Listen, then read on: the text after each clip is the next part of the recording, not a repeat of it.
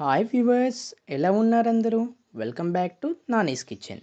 ఇవాళ మన రెసిపీ వచ్చేసి simple and tasty bachelor style tomato rice. దీనిని ఎలా చేయాలో చూసేద్దాం రండి. ముందుగా స్టవ్ మీద గిన్నె పెట్టి 3 టేబుల్ స్పూన్ ఆయిల్ పోసుకోవాలి.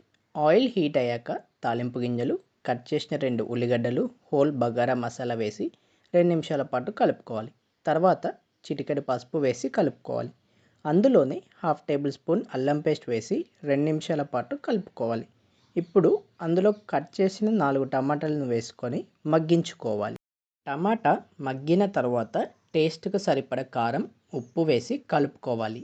ఇప్పుడు అందులోనే కప్పు బియ్యానికి 2 కప్పుల నీళ్లు చొప్పున మీరు తీసుకునే రైస్ క్వాంటిటీని బట్టి నీళ్లు పోసుకోవాలి.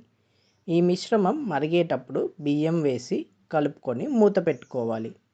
అన్నం ఈ విధంగా రాగానే స్టవ్ ఆఫ్ చేసుకుంటే మనందరికీ ఎంతో ఇష్టమైన simple and tasty tomato rice ready.